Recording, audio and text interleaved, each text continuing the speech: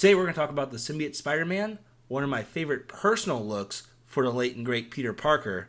Well, besides Cosmic Spider-Man, look at them thighs.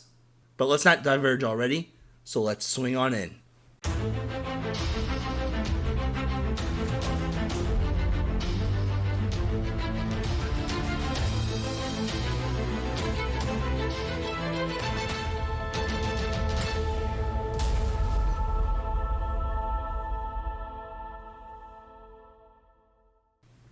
Symbiote Spider-Man was introduced in The Amazing Spider-Man number 252, The Spectacular Spider-Man number 90, and Marvel Team-Up number 141, released all at the same time in May of 1984, in which when Spider-Man brings home the Venom symbiote to Earth after the Secret Wars event, which at the time wasn't even released for another few months, or at least that issue. But before we dig into that, what are symbiotes? I want to do a quick breakdown to help you guys better understand what symbiotes are. So in the Marvel Universe, symbiotes are also known as Clintar. They were originally created by the ancient deity named Null, who's super cool and you guys should check him out. But symbiotes are an alien species of symbiotic parasites, formed from Null's living abyss. So symbiotes function as living extra-dimensional tesseracts, which requiring living hosts to anchor them to the fabric of space and time.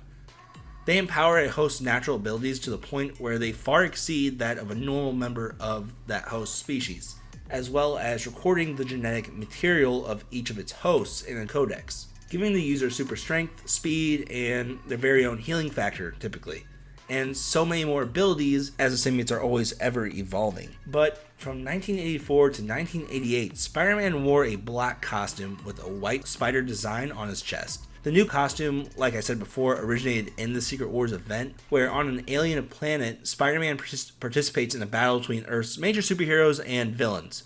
He continues wearing this costume when he returns to Earth. With this change in Spider-Man's new look, a lot of hardcore fans did not like this change, which forcing Marvel to bring back the classic red and blue costume we all know and love so much. So in return to the fans' backlash, Marvel decided to turn the suit into a living being we now know as Venom. But how do we go from cool spacesuit to symbiote?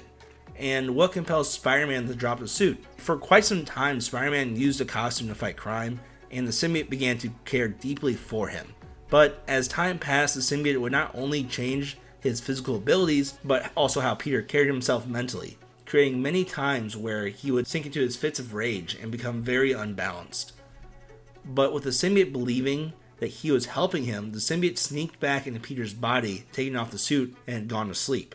It would then carry the unconscious body of Peter Parker through a typical session of fighting crime through the streets. Thus, for as long as he had the symbiote, he would be super tired in the morning as his brain would be rested, but his body would still be getting no rest at night. So, after witnessing the suit spontaneously webbing up Felicia, preventing her from leaving because she saw Mary Jane, Spider-Man decided to investigate his new suit.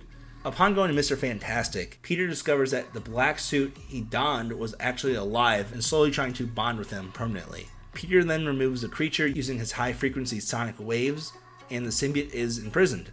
But Peter continued wearing the black Spider-Man suit all the way till issue 300 in the Amazing Spider-Man series. But in issue number 1 of the Web of Spider-Man series, titled Till Death Do Us Part, where the symbiote escapes the Fantastic Four, it would also find itself hiding in Peter's closet, disguising himself as Peter's original suit. And from here, he tries to bond with Peter once more. Eventually, Spider-Man would take the symbiote to church, where on top, he would use the sound of the church bells to pry it off. When it comes to the media, the biggest thing that pops out to me is what we'd see in Sam Raimi's Spider-Man 3.